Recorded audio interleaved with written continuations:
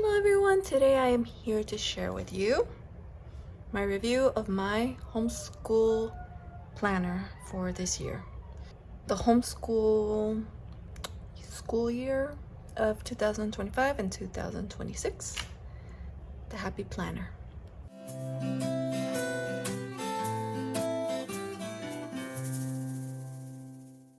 I have a planner that I wanted to share with you. I will share the link in the description below. So this one is called the Happy Planner, and I definitely look for a planner for homeschooling that has the teacher layout. So let me take you into my planner. This is one of those that has, this type of clasp to it. I've grown to like them. This one includes a cool little, what do you call this? Like a divider. This one includes a divider, which is an upgrade from the last year's one that I had. So it's really important to have something like this so you can easily find what page you're in the month that you're in. I usually like to start homeschool on the month of July, so I look for a planner that includes July because some of them don't. And this one did.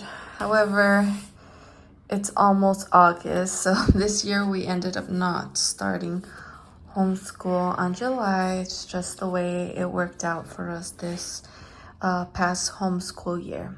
Let me go ahead and remove this thing and I'll show you what's inside. Okay, so already you can tell what is included here. And it comes with stickers, appointments. You get to use them however you want. I didn't really use mine as much last time around, but I had to figure out like for what I'm going to want to use those for. Comes with your calendar right here. Other little things that you might be interested in using. So here you have, what is it? Sunday, all of the days included of each month. So for me, I'm thinking I'll use this section for field trips, for instance. And this one has, like, oh, they even included May. So this is good to know. Oh, April. Just the calendars, I suppose. Or is this where all of them are at? Oh, okay, yes. So this section is where all of, no, it's just up until June. You can have it as early as April if you want. So good to know for next year.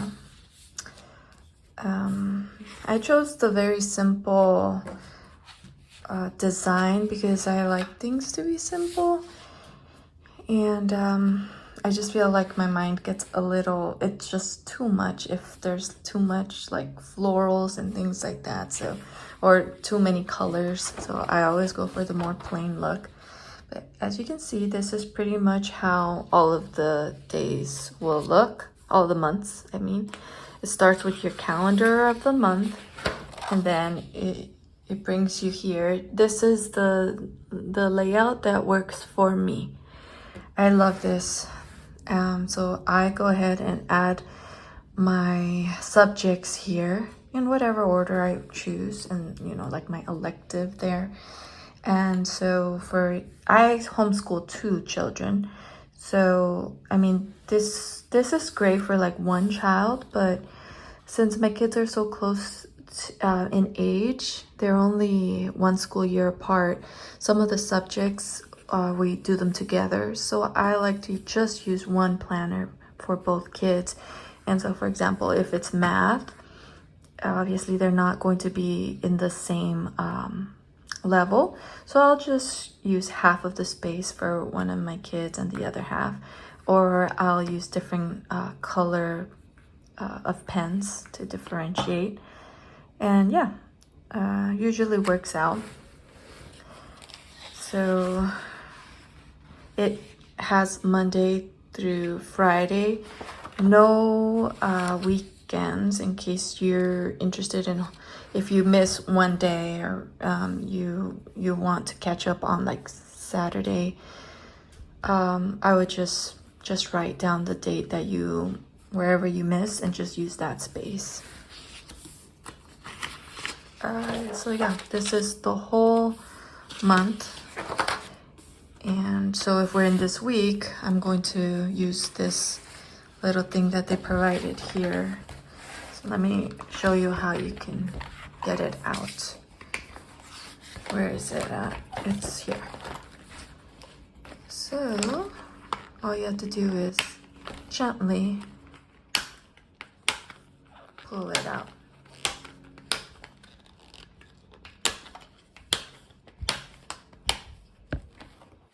This is good because last year I actually ended up using, like, they had an extra like thick page here at the end, and so I was using that and I would add it here. But this is so much better because it's see-through, you know, and it's not a whole page that it was just, so what I was doing was I would put it like on the next week so that it's just easier to not have that big old page covering all my subjects, you know what I mean?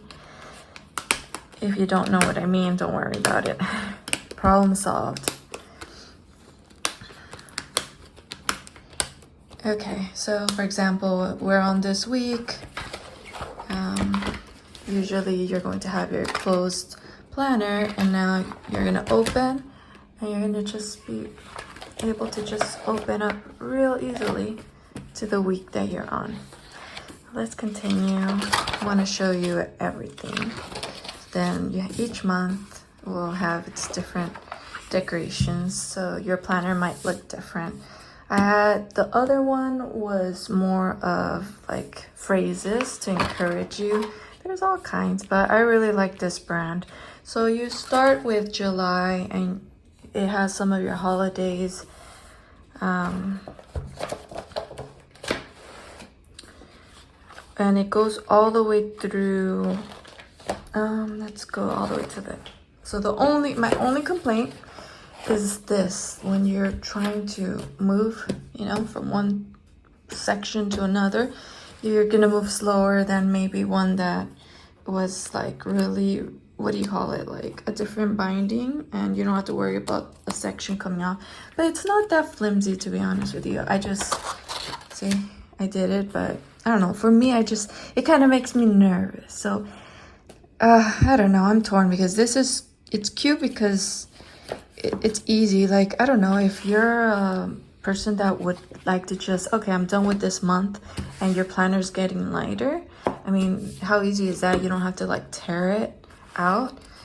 But for me, it kind of does make me feel like a little, I don't know, nervous that something's going to come out. So that's my only negative review about this type of binder. If they could make a version that you don't have to worry about that, then I would actually prefer that. But I mean, it's so cute, you know? It has little hearts. I don't think you could see it too well, but they're little hearts. So there's that. So we're going through May, and then I notice a lot of parents are done with their kids' school, homeschooling, and, you know, just going to public school or private school. You guys are done like in May, and we actually, because we're flexible as far as missing certain weeks, if the whole family catches a cold and we're just not up for doing homeschool when we're, you know, not feeling our best, then there are like certain weeks that we'll miss. It all depends, right? The kind of homeschool family you want to be. If you want to take off some vacation time during, you know, school, weeks that everyone else isn't in vacation, and have like a nicer experience at your vacation places because it's not so full, there's flexibility for us, I always think of it would be nice to be done by May, but we don't have to, and we usually actually continue on until like June, and if need be, all the way to July.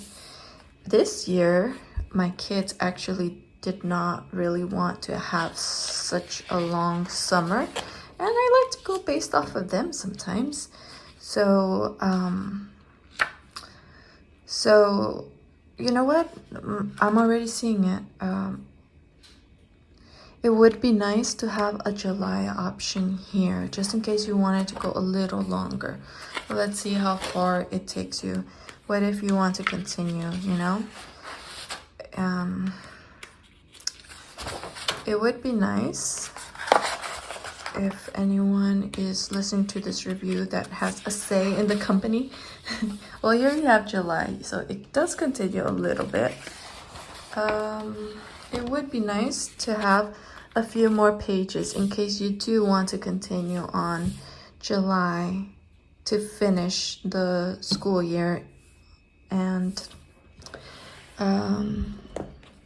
it would be nice. Maybe like on the website. I wonder if they provide that already, or if they don't, it would be nice, like you can go print out some of these pages and just finish off July. But I'm already thinking about it, like in my situation, if we're going to be a little more still doing homeschool on July, what I'm going to do is I'm just going to go over here and use my pages from this month that I didn't use. If I really, really want to, I'll just change things with the whiteout, correct the calendar, you know, erase those holidays. And then same thing, I'll just go here and erase these dates and add the relevant ones. And like I said, I might as well do it right now. Wait, am I? You know what? I'll leave because we actually started already homeschool. So that's why even though I didn't use most of the pages, how funny, I left it exactly where we are. Isn't that cool? That was a happy, I don't know, I get happy when little coincidences happen, things fall into place. Anyway, this is, let's see, we started our homeschooling here. We started on Monday this July. So I'm going to leave this page, and since I need this, I'll just use these pages.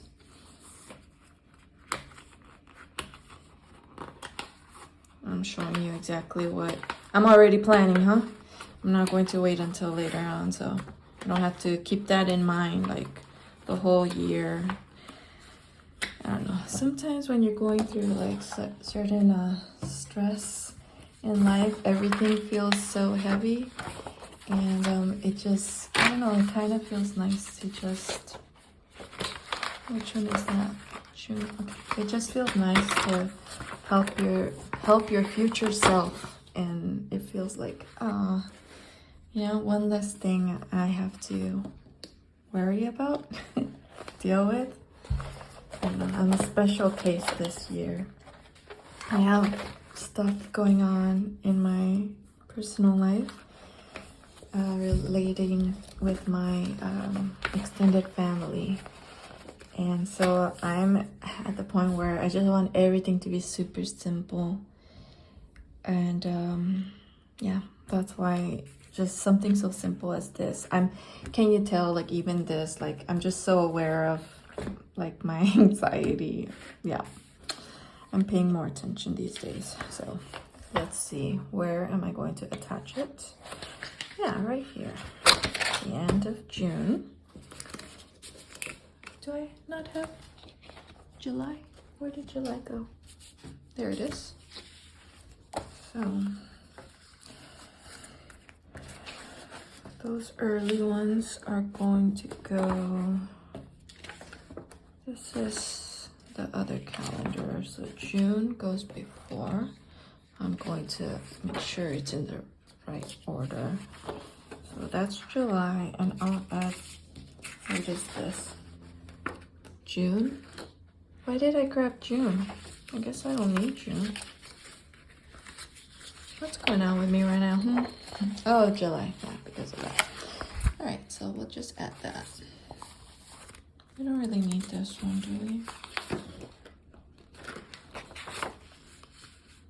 I'll just keep it just in case I need an extra one of those pages. So, see how easy that was? Now I just have to attach it here.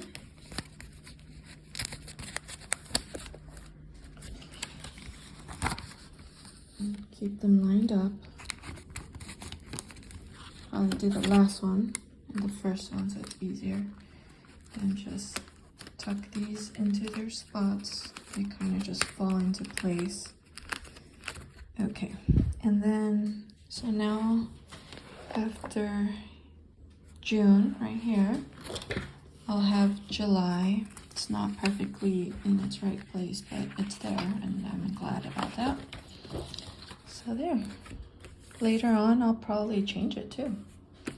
I'll change it if I want to today, so I don't have to worry about it. And